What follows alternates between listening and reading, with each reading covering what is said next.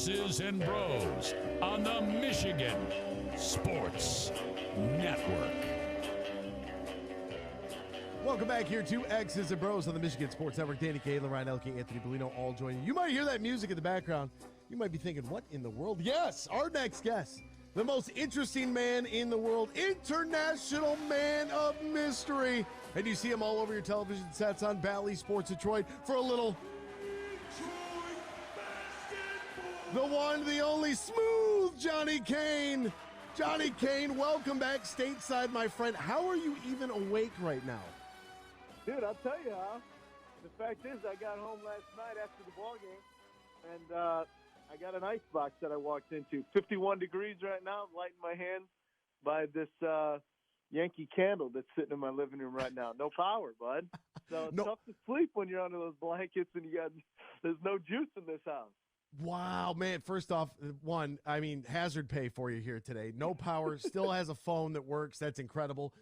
Two, we're dealing with the grocery store with no power today as well. So yeah, it's I feel your pain in that regard to some extent. Man, I tell you what, I am vicariously living through you. I didn't know if you knew that or not, but I think it's fantastic. It's fabulous. I mean, Paris, Puerto Rico. What's next? Peru or Panama? Hey man, listen, you just try to get it in over the All-Star breaks. That's what it is. I was just having a conversation this morning with this aspiring journalist from Central Michigan, and he's like, what are some of the challenges? And I said, well, I mean, you can look at them as challenges. I said, but you basically get 2 weeks off a year.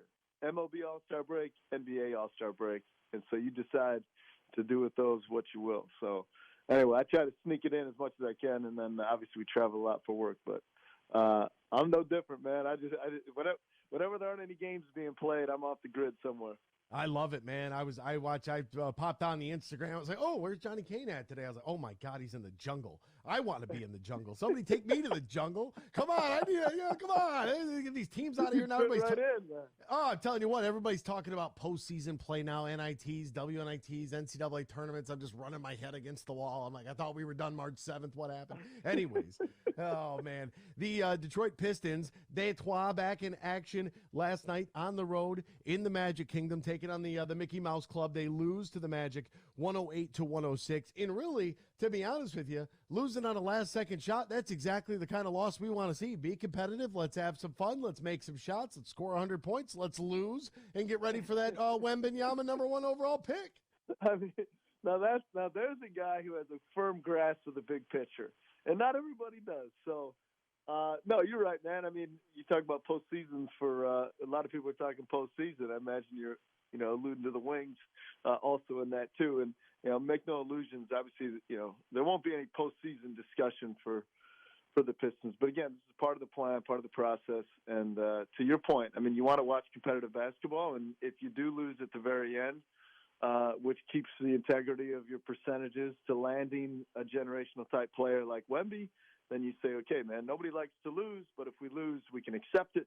And then we'd live to fight another day, which that other day is tomorrow. So it was a battle, man. I mean, they battled last night, but I mean, like you said, a tip in at the very end. If it's got to go down a certain way, big picture, it ain't the end of the world. Hey, Dan, you got to cut that clip right there. We got to send that directly to the NBA offices. They got to get Johnny Kane. They need to be sending this guy a check. The integrity of your percentages, he said. I mean, I've heard a lot of stuff in my day. Johnny, that's dressed up pretty nice right there. I mean, that was no $3 dressing right there. I mean, we spent some change on that Armani suit you just put on the word tank. Oh, man, do I love that. Integrity of percentages, folks. All right, how about the integrity of this team? R.J. Hampton, are we adding literally every lottery pick from the 2020 draft? Is that what this team is looking at? What is Troy Weaver doing right now, Johnny Kane? I love it, man. Just acquiring talent right now, and see what sticks. Look, I like it. I think too often, I'll be honest with you, I think too often maybe we watch our teams and, you're not kicking the tires on enough, right? Or on enough different individuals. So, you could look at any roster and say, is this the best we can do? I mean, is this the best that we've got, and are we one piece away? I don't think so. So then you say, okay, well, can this guy help us? Well, we don't know. Let's kick the tires. Let's take a look. So R.J. Hampton would be the next guy who gets an opportunity. James Wiseman, Obviously he would be the second newest Piston now. 19 points and over his first 2 games. And last night had 10 boards to go with his 8 points. I mean, here's a guy that was kind of, I wouldn't say left for dead. He wasn't figuring into the rotation in Golden State. And when you join a championship caliber team like that, you're not getting run. He's still a young kid. So Troy did what he had to do to get him over here, and now he's going to get a chance. Same with RJ. Orlando has a nice core. They've got nice pieces, and the guy can play. He just wasn't figuring into what they're trying to do, where they're at, and their growth. So can Hampton help the Pistons? Can he fit into this backcourt? Sure. You got to take a look at it. So now you got 22 games to figure it out. So I like it. Again, I'm in it. So, do I tend to look at things a little more upbeat? Like, hey, I think he can help. I do. So it's like, but what if he doesn't? Well, then he doesn't. But I mean, you get a chance to look at it. So, if his pre-draft evals were what they are, and he's played at the NBA level, and you look at his numbers and what he's averaged over his opportunities in the league, and you say, well, what if we give him an increased role here? Can he help? Well, let's take a look. So that's where guys like Dwayne Casey, and that's why they make the big bucks, because now you get creative and try to bring him into the fold and say, okay, now what can you do for this team? So I'm happy about it. I mean, at this point in the year, you played so many games, you're teetering on 60 games. And you say, okay, well, now what can it look like when we add 2 new pieces or 2 new variables into the equation? What does it look like? So I'm looking forward to seeing it. And R.J. Hampton was one of those guys who was a 5-star prospect coming out of high school. If you don't remember the story, a gentleman by the name of Christian Dawkins, who was an agent later indicted in the NCAA basketball corruption scandal, had expressed that he wanted to pay Hampton in emails that were sent to a business partner.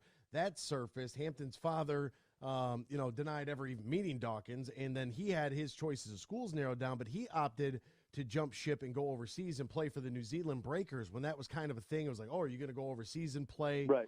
Before the G League pathway sort of opened up for some of these, that Ignite team for some of the really like uber talented, highly touted recruits that they can go get paid immediately and start playing professional basketball right away instead of going the college route. So that's why R.J. Hampton, the name might ring a bell, but he may have fallen on the back burner for basketball fans. But that is kind of a little bit of the backstory of his kind of unorthodox path here to the NBA. And back to this team in this game last night. I mean, Jaden Ivey had another stellar game. I've been a fan since we drafted him.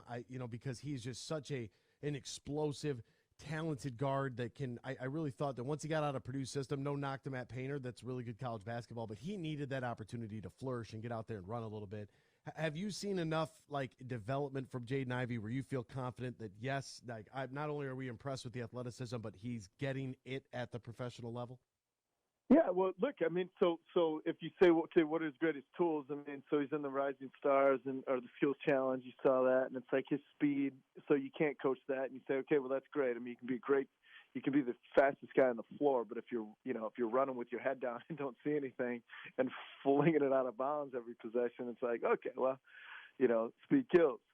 But he has added to that. So he said, well, what's his jump shot look like? Well, last night he had 5 threes. So you're like, okay, well, that part of the game is there. Last night he only had the 4 assists, but he leads all rookies in assists at just under 5 a game. So it's like, okay, well, here's a guy who's a floor general. He's worked on his jump shot. He as Dwayne Casey says, and this isn't just lip service here, or hyperbole that he's the last guy in the gym. I mean, a lot of times he is. He's a different dude. Like he's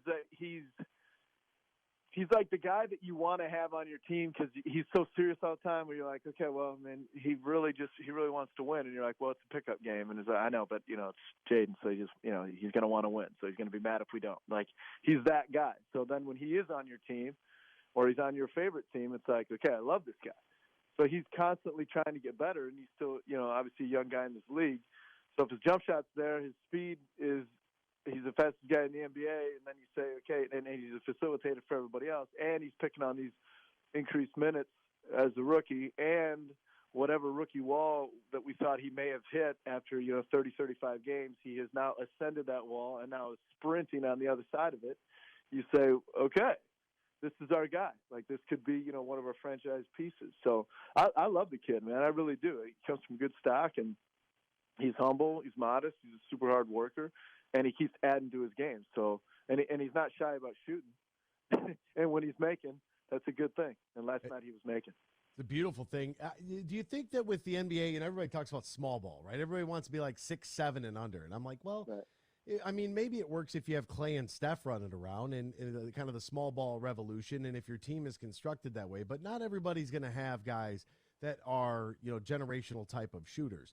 And this is a team that, as you mentioned, they added James Wiseman. They have Jalen Duren. They have Beef Stew. At some point, Marvin Bagley's going to play basketball again. So they have 4 front court players, and everyone like on the internet wigs out over the idea, like, what are they doing with all these centers and power forwards? Like, I mean, you have 4 what you think are pretty good front court players. So that means that, like, the front court, in my opinion, for this team should be kind of like squared away. And now it's just working on your small forwards, your shooting guards, your point guards, and how are you going to assemble that talent around them? I'm not afraid to run out there and play a little 3-out, 2-in basketball. I know people think that it died with, like, the 90s Knicks, but if you got to run 2 bigs out there, if one of them could shoot a 15-footer, I think you might be doing it differently, but not everybody's going to be able to replicate the same recipe that teams like Golden State have.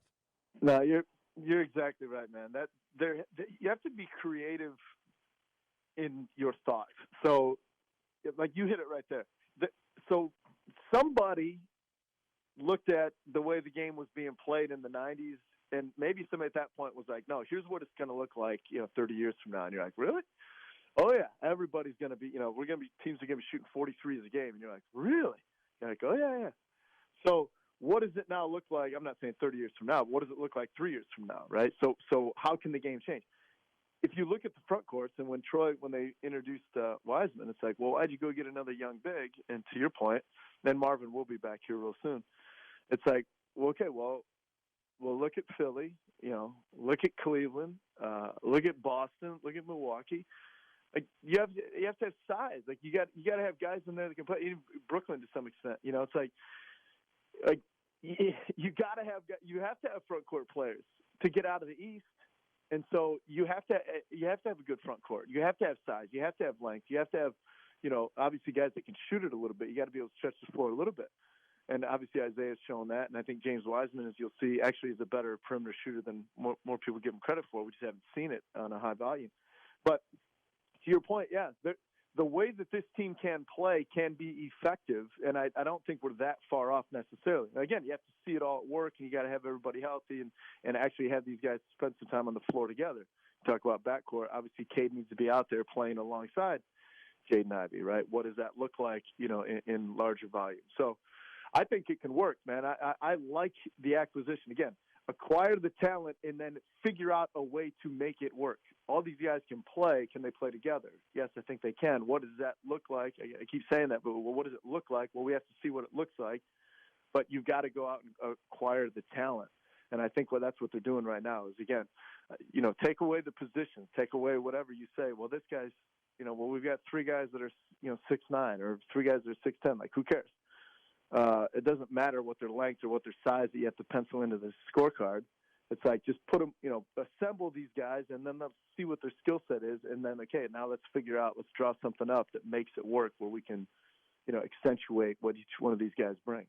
I see a guy like Isaiah Stewart, Johnny, and I look at him and it's like, okay, if you're going to be 6'8", 6'9", you can't play center in the NBA. You might be able to roll out there a small ball lineup, at times, but that's a matchup you're going to lose. And I love his heart. I love his hustle and his tenacity to get rebounds, and that's how he does it, being undersized. We've seen it before here in Detroit. Ben Wallace was undersized at the center position. Obviously, a little bit different athleticism there. I'd probably favor Ben Wallace, but shooting, I'd favor Isaiah Stewart. So you look at a guy like Beef Stew, it's like you can't ask a guy who's 6'9", to go out there and battle with guys that are 7 foot plus every single night of the week. Like, it's just not going to work, especially if he's playing 30 minutes at that spot. So if you look at Isaiah Stewart and say, okay, this is where he was in year 1, but in years 2 and 3, let's see if he could stretch a little bit, do a little short corner work from 15 feet. Let's see if we can expand his game out to the 3-point line. Don't know if I need to see 5 attempts a night from the long line, but hey, long line, let's steal a little George Blah there.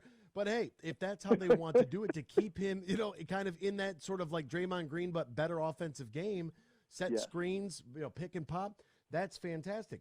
Jalen Duren, on the other hand, I love him for his athleticism. Like, for all this time that we complained about, oh, we don't have anybody that's 7 feet tall. Now we got a bunch of guys that are 6'11" and 7 feet tall, and now we're complaining about it. It's like, dude, we finally got people that can run to the rim and jump. Exactly. No, you got it, dude. You got it figured out. And again, you have to look at incremental growth, and it doesn't even have to be that incremental, but just look at year to year. And so, to your point, Isaiah Stewart, year one, if you would have said he's hitting 5 threes a night, you'd be like, that's too many. Now, in year 3, actually with this team, you'd be like, well, okay, right? And it may be too many, but it's like, at least you can see it, right? And you've seen the results, and like he's worked on that shot so much. It's like, okay, well, so he can play more of the 4. And James Wiseman probably wound up playing more of the 4. Marvin actually has a decent outside shot, but so you put more like Jalen and Marvin are probably more, like straight right at the 5, right? And who knows that maybe 2 years from now we'll look at Jalen Duren and he's taking, 5 threes a night, maybe not. But, the point is, these guys can all play. And again, you can figure out ways to make it work, stretch the floor a little bit, but still have that length that's out there. So I think Stewart is kind of that, I wouldn't say the carbon copy, but Stewart is, to your point, kind of a guy who you say, okay, we'd love everything about him. He is the DNA of this team. We'd love his tenacity, yada, yada, yada. But he is a bit undersized at that particular position. And now, oh, wait, we can keep him on the floor and he can play a lot of minutes because the guy can actually shoot, right? And so I think we'll see that more with James Wiseman moving forward. He would be the guy that rises to, in my mind, of a guy that will follow that same type of path where you could play him on the floor at the same time with Jalen and say, okay, JD, you worry about, you get crazy on the glass here, and we're going to slip James out here for more picking and popping because he does have a good perimeter shot. Johnny, last one here for you, and I don't know if I'll ask you first if you read the piece recently from James Edwards, the wonderful scribe for The Athletic, on Cade Cunningham and his activity with the team, even though he can't really do a whole lot. I wondered if you read that piece, and if not, maybe you've probably seen it, firsthand.